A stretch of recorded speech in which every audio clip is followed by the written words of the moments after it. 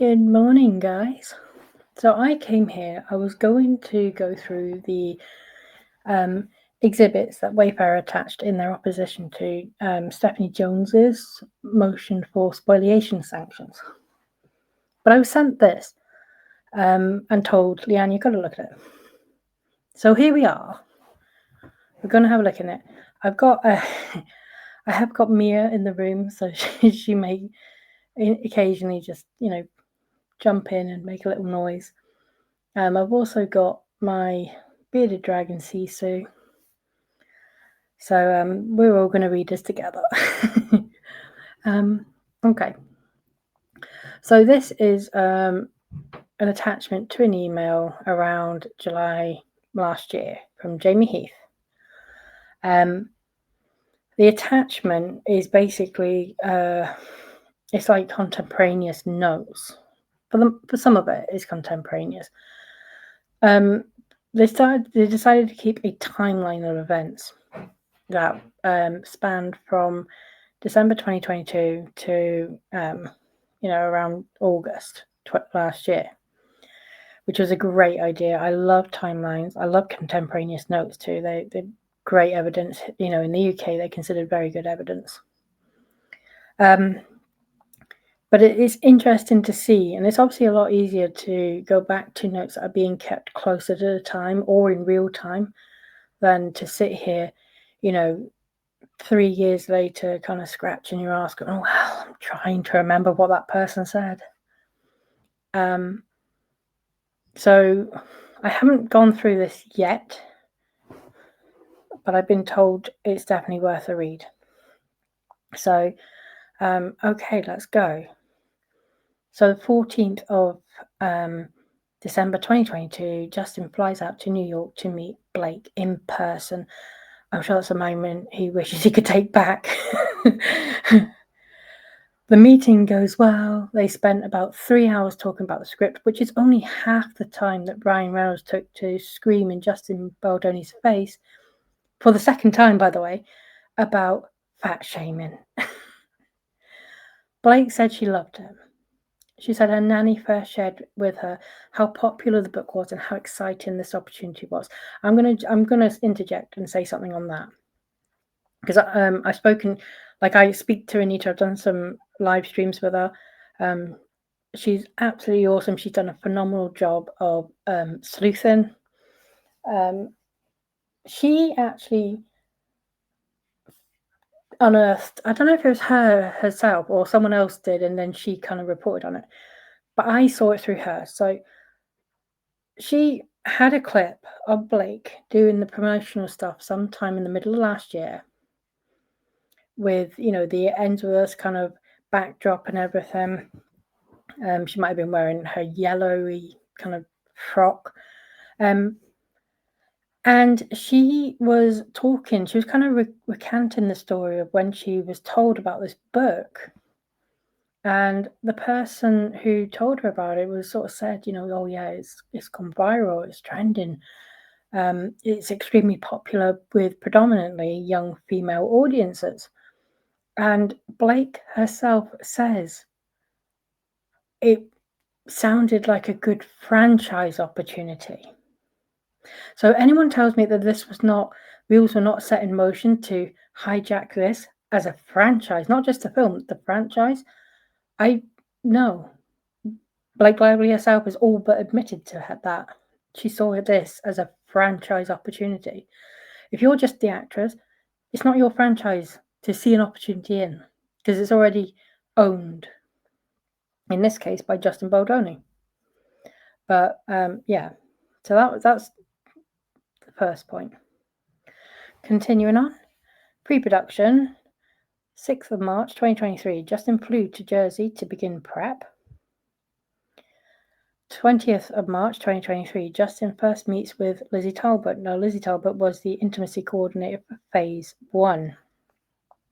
And she is the intimacy coordinator that Blake Lively took a pass at meeting.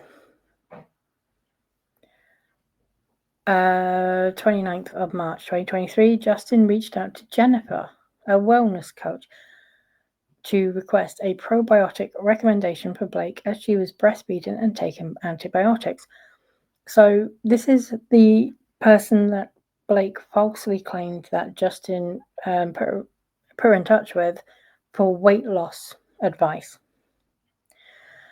What Justin actually did, he was putting her in touch with this person as a wellness coach to recommend probiotics because it is well known that probiotics can interfere with the gut's natural flora microbiome. And when you're taking antibiotics and there's that kind of disruption, it can impact other parts of the body, including it could have an effect on Blake as a breastfeeding mum or on the milk being passed to her baby. So the 4th of April 2023, Justin reaches out to Blake regarding planning for sex scenes. And the note says, need to find actual text to Blake, but Justin and Jamie spoke about this via text, and more than likely text was sent to Blake on the same day. Then we got some time between the 21st of March 2023 and the 24th of March. Not March, sorry, the 21st of April 2023 and the 24th of April 2023. Justin had a phone call with Blake's trainer, that's the damn spy, Don Saladino, and asked about her weight. Pre-production. Somewhere around the 25th of April 2023,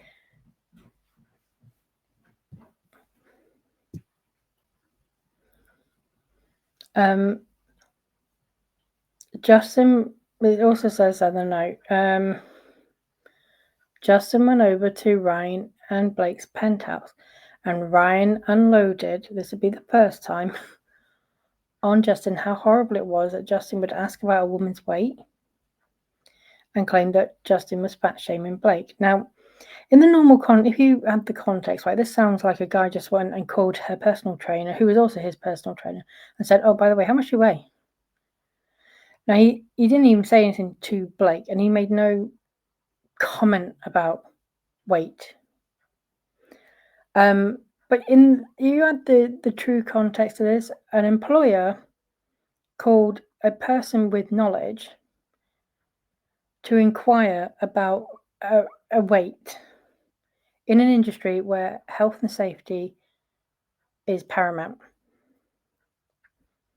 It is a normal thing in the course of employment industries.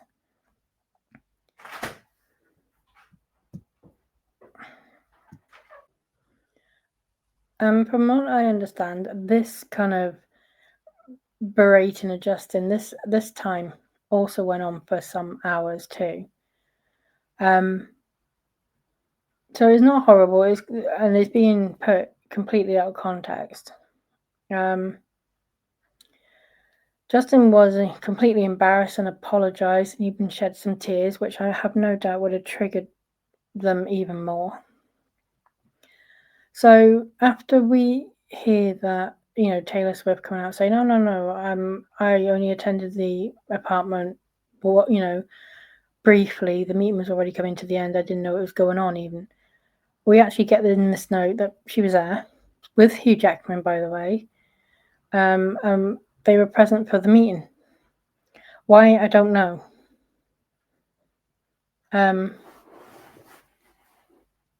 I don't think that Hugh Jackman gets nearly enough shade for his part in this.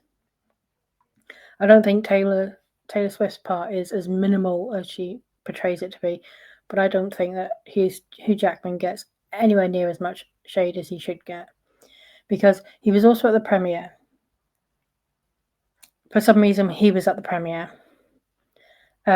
which in itself is not a problem, but when the director and their families are all excluded, the financing people are excluded, why the hell is Hugh Jackman there? He was also in that ridiculous junket as well with Ryan Reynolds, Brandon Sklenar, and Ryan Reynolds' mother, which was just absolutely bizarre. But I mean, that was again another tone deaf part of the marketing, because They were promoting a movie about sexual harassment, about domestic violence, whilst, having pictures of Brandon Sklenar's rear end, and then talking about it quite enthusiastically is the only way I can describe it. I have no idea why. Ryan Reynolds was playing a jealous husband. Hugh Jackman played a jealous best friend, and then Ryan Reynolds' mother played the jealous mother-in-law. It was bizarre. And to top it off, they wore those awful jumpers, which were designed by Gigi. So I think Hugh Jackman has not got nearly enough shit slung his way over this. And I don't think there was a full honesty about the level of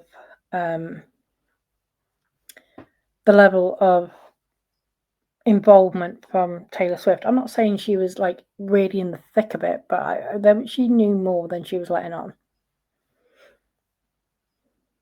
Okay.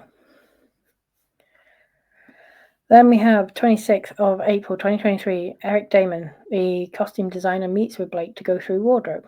Eric shares that wardrobe fittings are moving slowly and he is worried about getting everything done in time. We have a rehearsal at the production office. 26th of April 2023, Justin and Blake worked on the script and had rehearsal.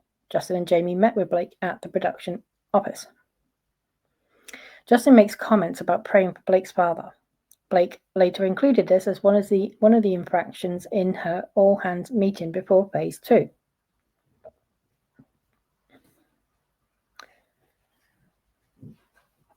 We have the 1st of May 2023. This is Alex Sachs now, expresses concerns about Blake changing scenes.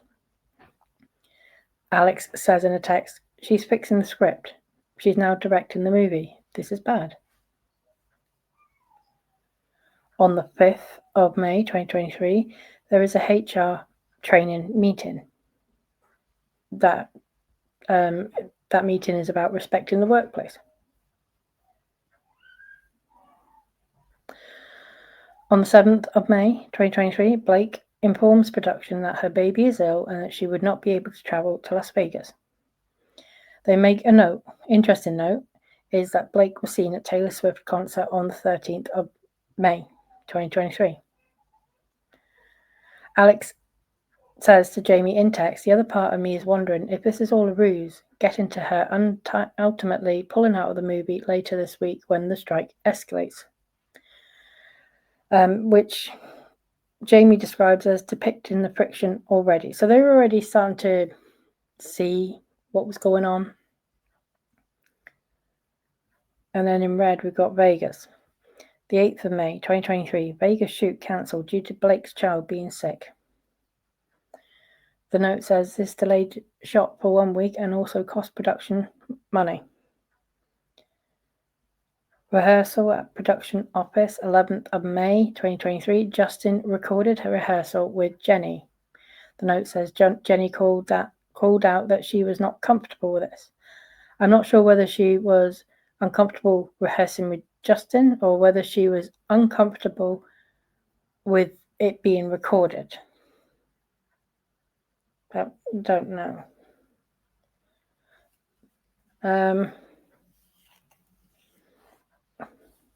Then we have the 12th of May 2023. Justin and Blake potentially met to write Pink Draft at Blake's house. There was a table read. 15th of May 2023, City Hall, Biles car memorial service scene. Then Jamie says paparazzi photos have been published showing unflattering photos of Blake Lively. And I'm just going to it will be stuff like this, right? And also the one where she looks like she's in a brown sack with a pink cardigan over it.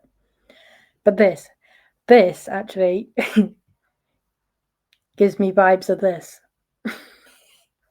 That's just me personally. I don't understand all those ridiculous layers. Like, what the hell is going on here?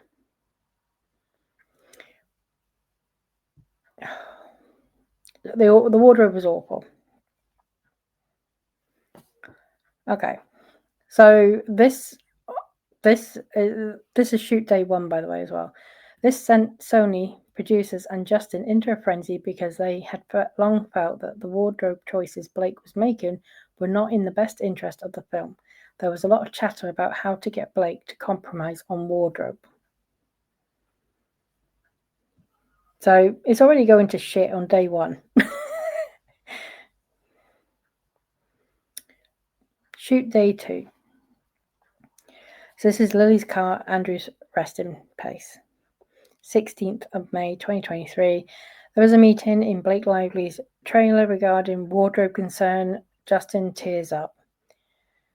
And also, same day, Jamie Heath looked in her direction while in trailer.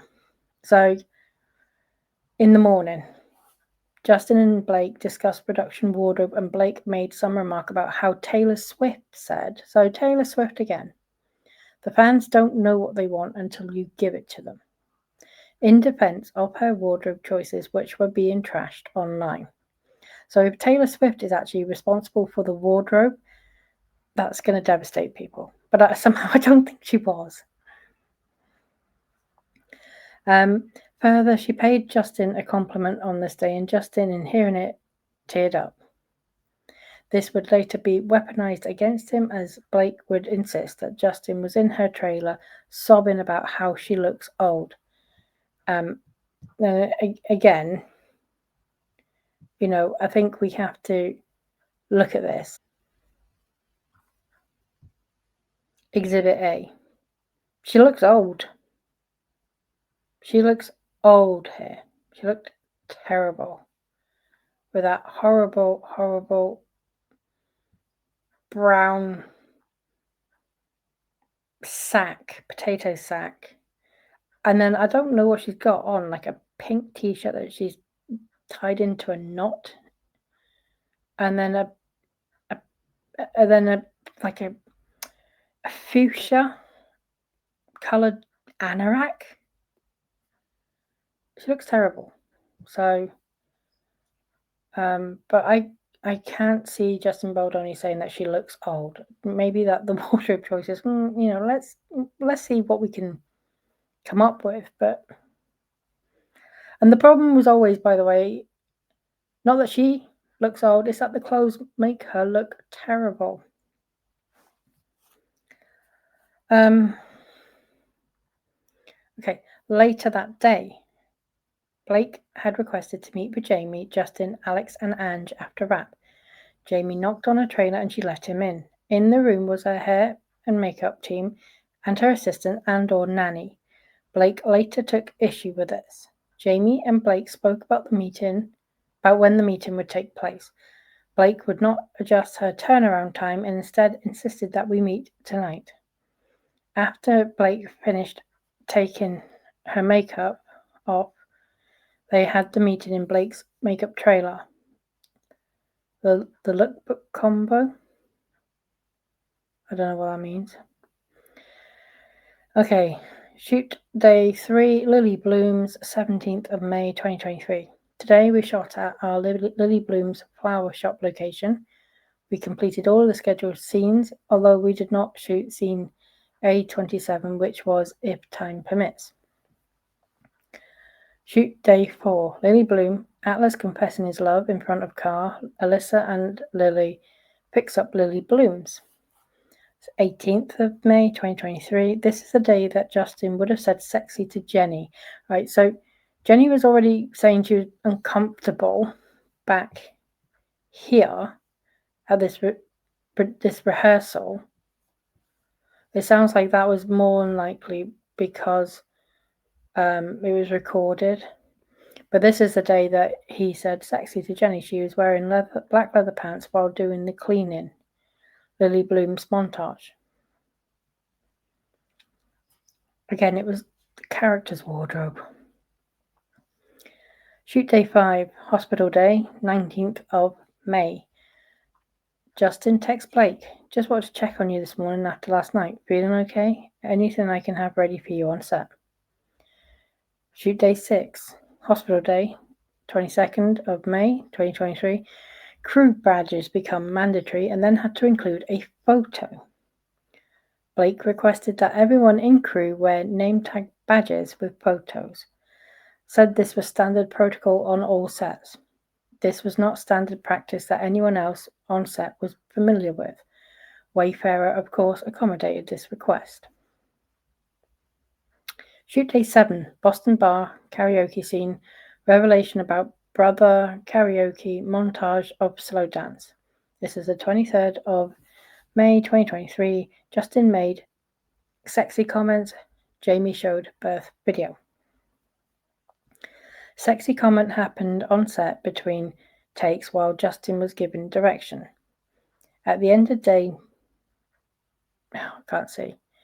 Justin, at the end of, 9 p.m. At the end of the day, 9 p.m., Justin sends text to Blake. I'm not going to tell you that you were amazing because you teased me for being so sentimental, but you were amazing today. Blake to Justin replies, thank you, I do appreciate it. I'm just a ball buster, but it means a lot to me. I care a great deal, and I always want to deliver. You were terrific. I'm proud of everything we did today, but really every day. Shoot day 8 and 9. Marshall and Ryle show up to help Lily and Alyssa at Lily Blooms.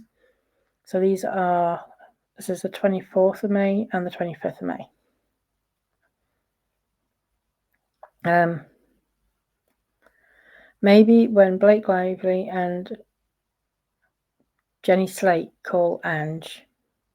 So they both called her, okay. Ange informs Justin and Jamie that they had called to complain about sexy comment and birth video. Ugh.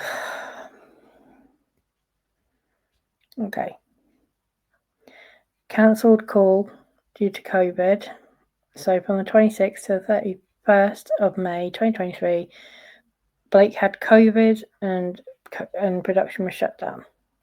Or she had shut down, I don't know. The 31st of May 2023, Justin apologizes again to Blake and Jenny via a text sent through Alex Sachs that he is aware of their concern regarding the sexy comment. Shoot day 10, Atlas's house. The 1st of June, production resumed shooting. Blake took Alex, Justin and Jamie to her trailer to discuss the complaints she had about them. These complaints included 1. Sexy comment. 2. Jamie showing the birth. It says the birth scene, but I think it's the birth video. 3. Justin told Justin that he could not cry anymore. Oh, God's sake. 4. Told Jamie that he looked at her in the trailer. 5. Says that she was offended that Jamie asked Miss Lively's sister for a hug. What? So this would be Robin Lively, who had a scene in this film. Do you know, this is just ridiculous now. So Robin Lively, she's married to Bart Johnson, guy who hasn't done much since his stint as Coach Bolton in High School Musical. So he keeps carrying on those coattails. That's all his social media is about, is High School Musical, despite the fact that no one's given a shit about it for decades. And this guy, right, he come out, he named Justin a sexual predator. Do you know what? Let's talk about this. He says that there's a go, right, people. Blake Lively's brother-in-law slams the microscope on her few bad moments. Her few bad moments are pretty fucking bad, by the way. Says the public got played by Justin Baldoni, right? He called her. So this guy was just really scathing. And this is his Instagram. Her complaints were filed during the filming, on record, long before the public conflict. The cast unfollowed him for a reason, which we're going to find out, by the way, because there's evidence from Sony that is due to be unsealed at some point. Read this article before spitting ignorance. His PR team was stellar, gross and disgusting, but highly effective. Read the article, the text message exchanges, and his PR campaign strategy to bury her by any means necessary. No one was without fault, but the public got played. And so that was in December. A month later, he backtracked. We'll call it a broad apology, shall we? Bart Johnson, 28th of January. Anytime I've said anything unkind about someone, I've regretted it. Fortunately, that's almost never, and definitely not when I'm at my best. Regardless if it's true or not, it's my opinion, even if I'm trying to speak truth or stand up for someone. It's never good. Even in times when it might feel justified and doing the right thing, it makes no difference. There's a better way. It's below the standard I have for myself, and I regret it. I do sincerely apologize to anyone that I've hurt or let down by saying something that sounds mean. I'll do better. If you follow me, you know you'll be hard pressed to find more than one time I've criticized anyone on social. It's not my jam. You can easily find a million times I've uplifted, support, encouraged, and uplifted my family, friends, followers, and strangers. That's what I'm committed to and where I find my happiness. We all have flaws, and I'm definitely a work in progress. I'm doing my best to grow and be better. Sending all my love to all of you. And I got tagged into something someone else said. Like I gave him a really snarky, not unfair, but a snarky response about, why can't you say Justin's name? You said his name when you were disparaging him and calling him a sexual predator. Why can't you, and if you apologize and you mean it, why are you not saying his name? And this little sweetheart blocked me. So, in his mantra of, I need to do better, I need to be less, if I criticize someone unfairly, I take responsibility and apologize for it. No, he does not. But that's just my opinion. Okay, so back to this. I've got a few things off my chest now. I think it's always important to remind ourselves of some of these side players.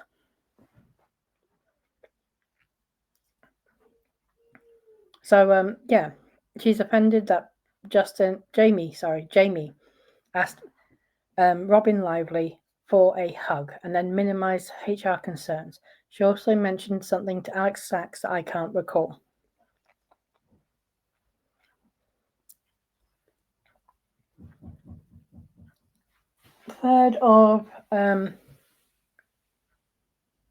Is it 3rd of June, 2023? It'll be, 3rd of June, 2023. Blake invites Justin into a trailer while she is pumping. We've all seen the text. 2nd of June, so we go back a day. Shoot day 11, Alyssa's loft party scene. Justin and Blake potentially met to make script changes at her apartment. AJ emailed yellow revised pages that night. 3rd of June, Jamie calls Julie Bloom to let her know we are letting her go. He goes on to say she is pissed. Alex, Jamie, and Justin had already spoken about the replacement, AD Alex Finch, about coming on.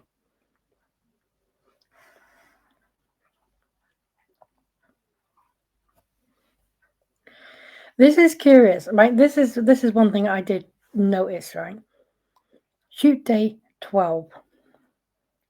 Alice's apartment. 3rd of June. The mirror shower scene. This would be the first nudity scene of production. And then if you look at this, right? This should say Lindsay Strasberg. And bear in mind, this is a different law firm to Manat or Wilkie Farr. They've actually put, for some reason, he's put Lindsay Gottlieb. And obviously, she does have a lawyer, Michael Gottlieb. I'm curious about.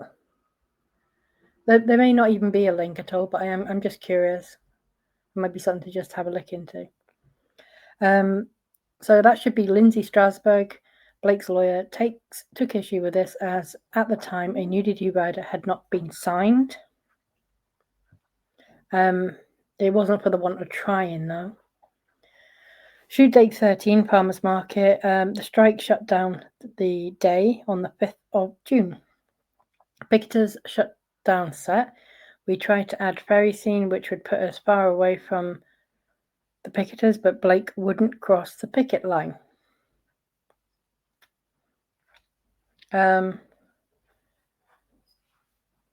Shoot day 15 and 16. That is the 7th and 8th of June 2023. Shooting resumed at the route due to bad air quality. Justin and Alex had their thing on set. Alex insisted that Justin already had the shot and did not need to do another take. Justin sternly responded that I will decide. Alex ended up leaving set shortly after. So, there was a falling out by the sounds of it, or a bit of a tiff between Alex Sachs and Justin Baldoni, which may explain why she is now suddenly Team Blake.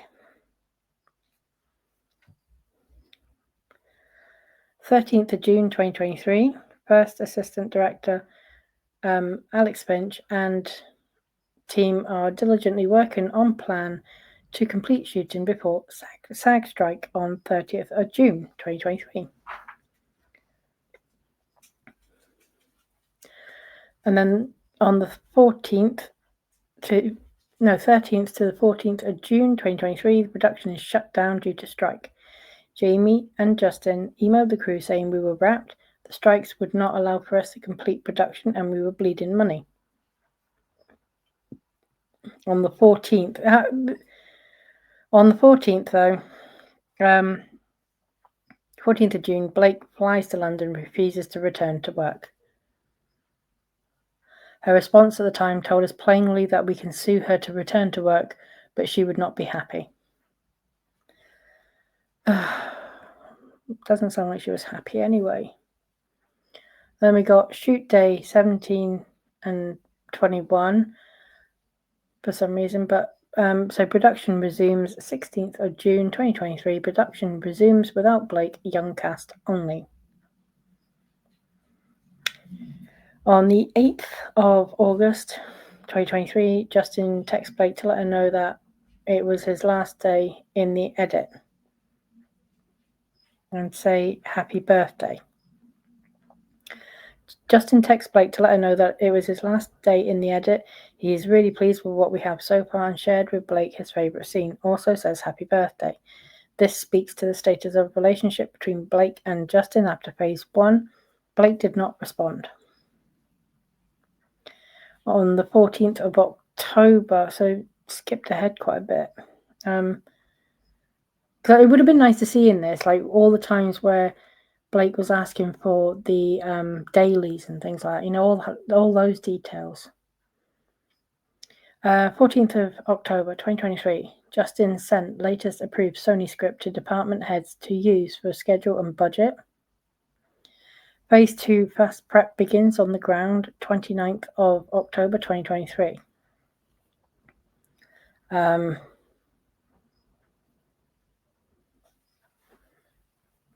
Okay, travels to New Jersey.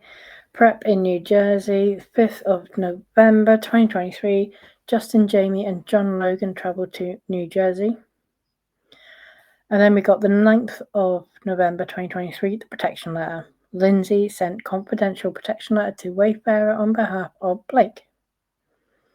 Phase 2 prep paused on the 15th of November. Shooting pushed to January due to Blake not willing to work. 17th of November, Jamie and Justin travelled back to LA. 21st of November brought on Todd Black. 22nd of November, crew informed we are pushing phase 2 production to January and prep is pushing to mid-December. 28th of November, Emin, who is the, I think she's legal counsel for Wayfarer, and Lindsay, who is Blake's lawyer, agree via email to the 17-point protection letter.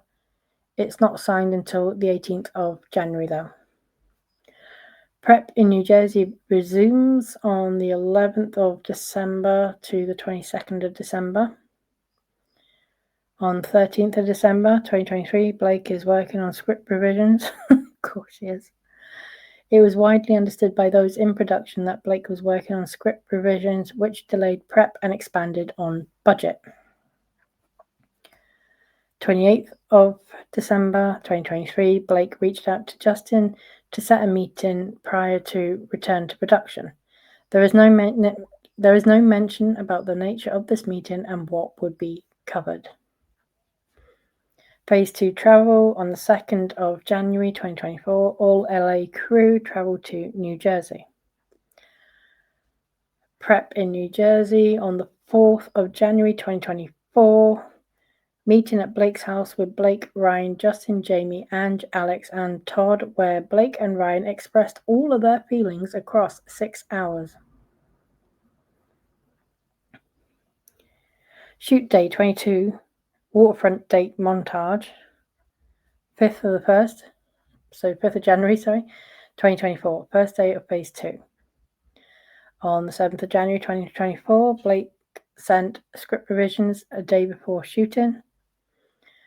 Blake sent Justin and production team script revisions day before shooting, with cuts and changes that she deems fit. This is highly irregular behavior by an actor. This also makes it near impossible for production to be prepared when script is being changed less than 24 hours before shooting. On the 18th of January 2024, the production letter is signed by Blake Lively and the nudity rider is signed by Blake Lively. On the 26th of January 2024, the last day of shooting in New Jersey. 29th of January 2024, the LA prep begins. Director's scout. On the 5th of February 2024, Blake sends Justin and producers script revisions. This is 2 days prior to shooting. She is stepping in as the director and not looking for input from Justin. Shoot day 36 and 37, the LA rooftop. The 7th of February 2024 to the 8th of February 2024. On the 9th of February, production wraps. Justin director's cut period begins, which should be a 10-week protected period. So this is completely protected and no one is supposed to interrupt this. Wayfarer were informed by Sony that Blake wants time in the edit room to work with Justin. Otherwise, she wouldn't stand behind the picture. Wayfarer and Justin allows Blake to join them. She did not show for the first day in the edit with Justin. She then joined Justin in the edit on day 1. She was in the edit for only 1 day with Justin, Una, and Rob. She did not show for any days thereafter. Then there was a test screening for the Sony lot on the 8th of March 2024. It was a Justin Friends and Family screening. The overall score was 88%. It is not an official screening. They shared some scorecards with Blake directly after screening. Then Blake requests to work on film without Justin. Wayfarer agreed to give her 4 days to work through her ideas. Blake worked with editors Una and Rob during this period. On the 22nd of April to the 1st of May, Blake was granted time with the edit on her own without Justin. She then requests more time in the edit without Justin. Blake extended her time with the edit. This was done under the threat that she would not promote the movie otherwise. There was a test screening in Denver, Colorado, on the 28th of March, 2024. JB Denver test screening, number 1. Overall score, 76%. One person from Blake Lively's Maximum Effort team attended screening, and I think they put Addie in a question mark. There was a trailer release on the 2nd of May 2024. Blake Lively threatens to hold up trailer release in order to get more time in the edit. Blake would not approve the trailer. We'd also wanted to use Taylor Swift's song, and Blake threatened to call Taylor and not allow it. Wow.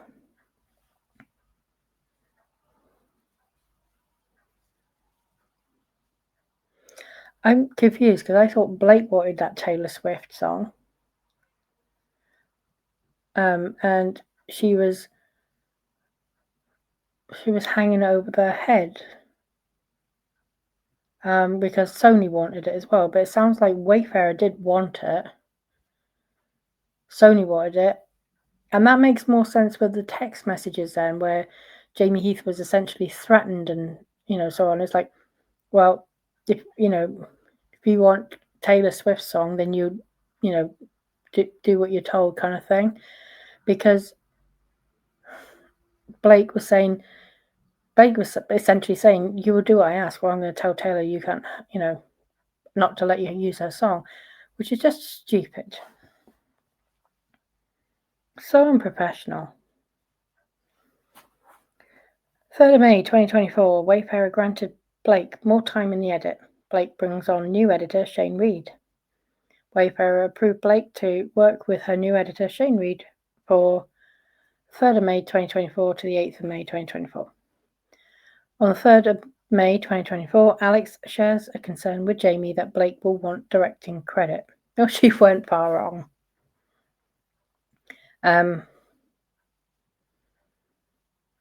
Speaks to motive for Justin and Wayfarer feeling that we need to protect Justin from unknowable claims that Blake might have.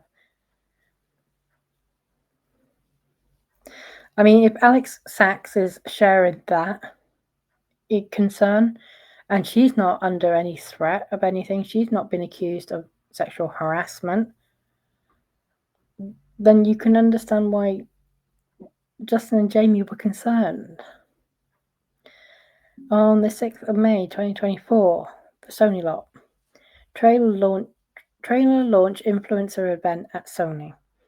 Dinner, Colleen, Taryn, Justin and Jamie after.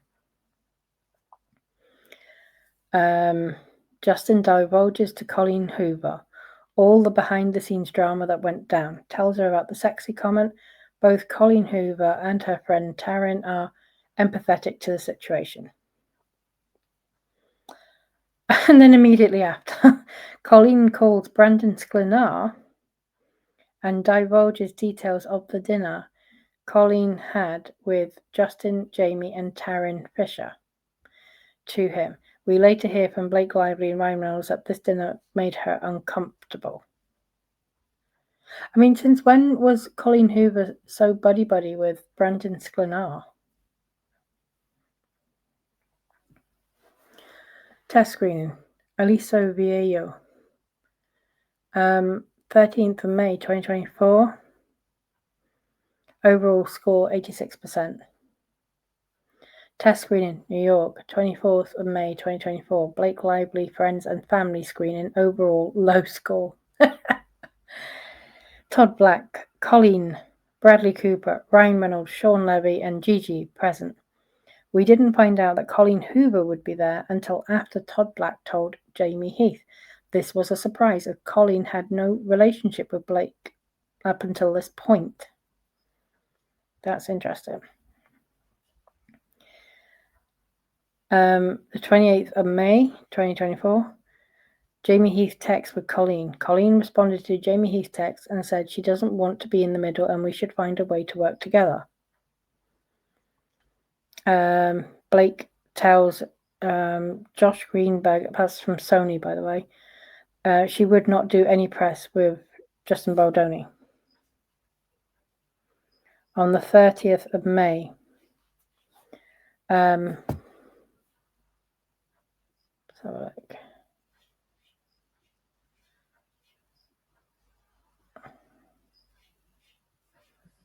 sorry, just right, where is it? That's the 86. So Blake's Aliso Viejo test screening, overall score 83. Josh, Ange, Justin, and Jamie attended screening.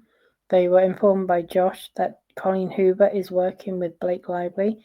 He also said Blake Lively informed him that Colleen Hoover won't promote this movie either unless we use Blake's cut, which she was involved with in giving notes and feedback. Really?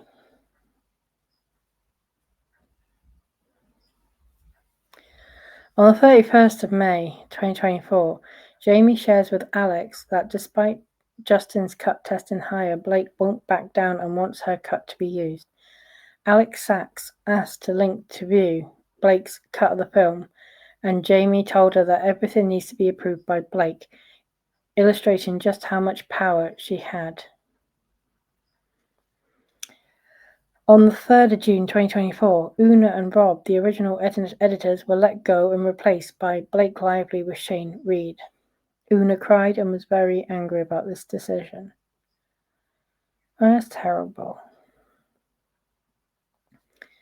Test screening in Torrance. On the 6th of June 2024, Blake Lively Torrance test screening, 81%. This cut went back to Justin's original cut mostly. And then Blake brings on new composers Rob and Duncan. Brian Tyler, the composer, is fired. Then we got 13th of June, Book Bonanza. Blake, Colleen, Brandon Sklenar, Isabella Ferrer, Alex Sachs. Oh, Alex Sachs went to Book Bonanza as well. Interesting. Sony was not aware that Brandon and Isabella would attend. Do you know, I've never got why just them two. Why not? I can't remember his name. The guy who plays young Atlas. Why not? Where's Jenny Slate all of a sudden? Or is she already served her purpose because she's complained about Justin Baldoni? What about Hassan Minaj? Where are these people? Why just these two?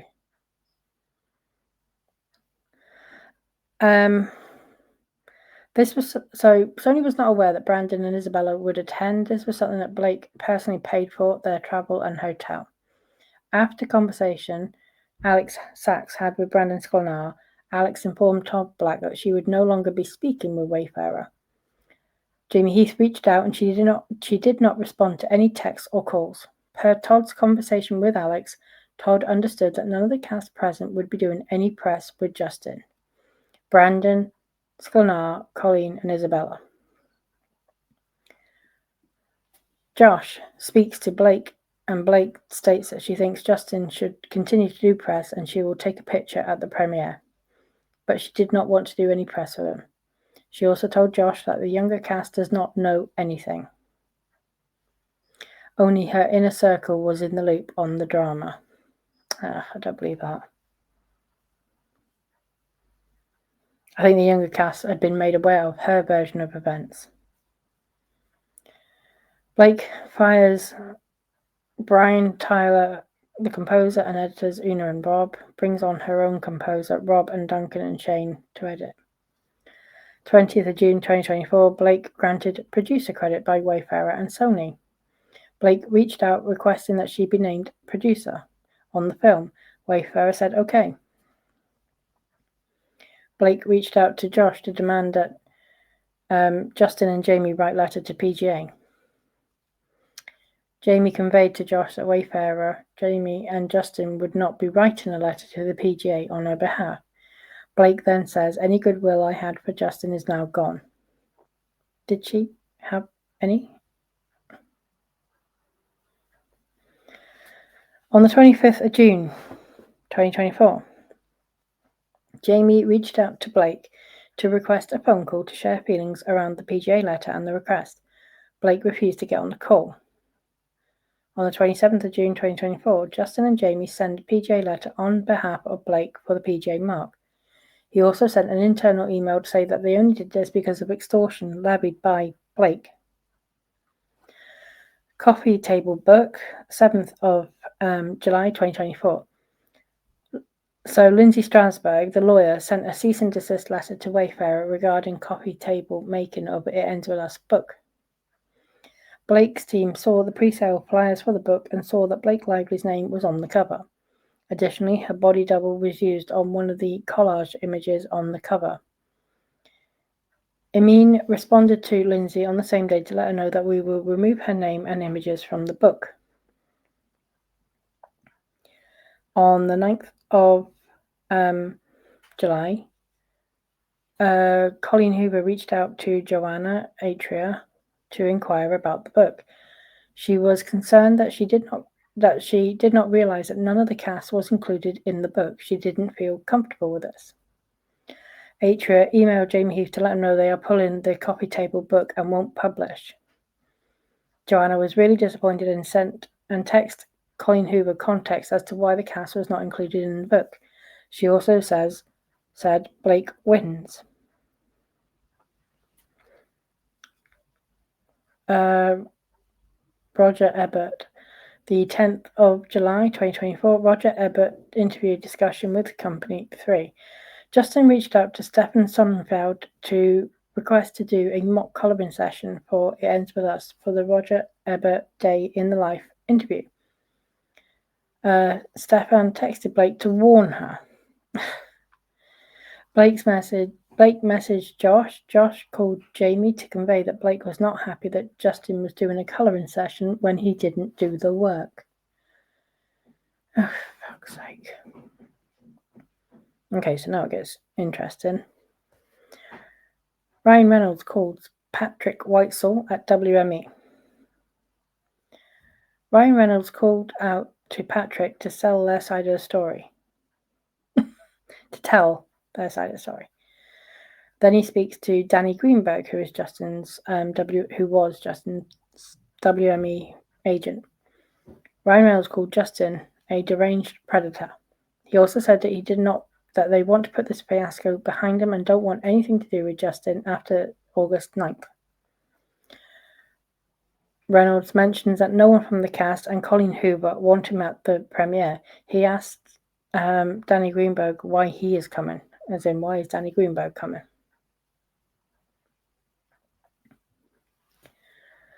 At the premiere, Josh calls Jamie to let him know that Blake threatened to not attend premiere if Justin goes. Jamie speaks to Josh to let him know that Justin and Wayfarer will be attending. The junket on the 30th of July 2024. Blake tells Sony that Justin needs junket on a separate day. Josh, Gloria, Danny get on call with Jen Abel and Jamie Heath to let us know that Sony will be planning a separate junket day for Justin. Jen Abel pushed back and they agreed to keep it on the same day and have Justin do junket from his own hotel, not the Four Seasons. On the 3rd of August, Wayfarer officially onboards TAG, PR and Street Relations. On the 6th of August 2024, at the premiere, Blake refuses to walk red carpet with Justin or be in the same theatre. Wayfarer reluctantly agreed to walk the carpet during separate times and have separate screenings for Wayfarer and Justin Baldoni and Blake and the rest of the cast in the main theatre together. Blake and Colleen gave a speech in theatre and mentioned Wayfarer in speech. I think there is a recording. Sony attends Blake's theatre. Blake also refused to allow Wayfarer or Justin to attend the after party, which was paid for by Wayfarer and Sony 50-50. Wayfarer compromised and organised its own after party with 24 hours notice. Cast and crew were confused by this. Okay, so this seems to be kind of like a recap, so I don't think I'm going to go through all of this.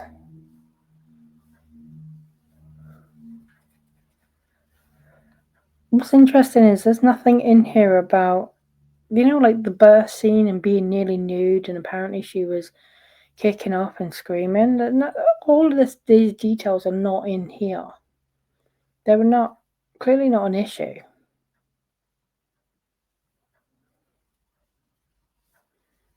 Or they didn't happen. Is there anything else? No, this was interesting though. They clocked it. Right, Wayfarer clocked us. Blake's last movie, Rhythm Section, was reported to have also had difficulties on set similar to It Ends With Us. There was speculation that Blake took over the movie, and when the movie bombed, she blamed Reed Morana, the director. Blake has had a number of speculated feuds with cast on her projects, including Anna Kendrick and Leighton Meester. So they are clocking what is going on.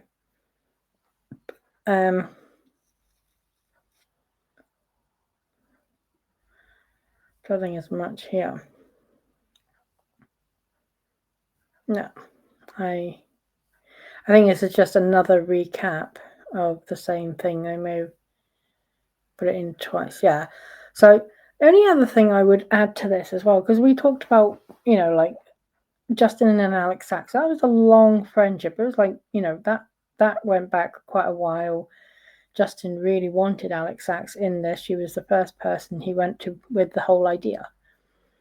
And she spoke so positively of him. And in the text, you can see she's seeing things that concern her about Blake Lively.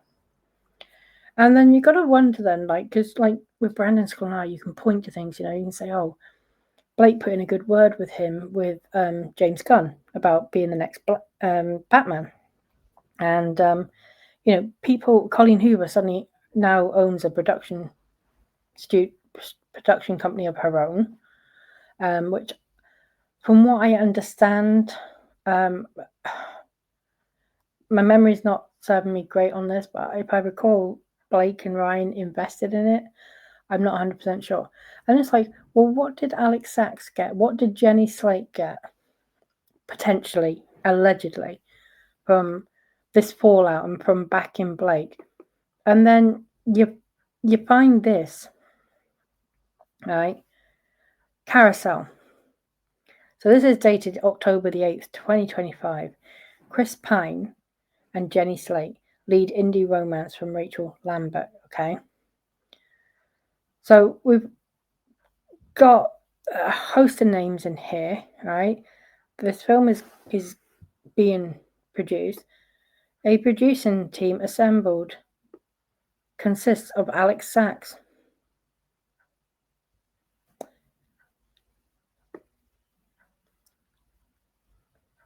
financing is being handled by Latigo, with CAA and WME overseeing sales.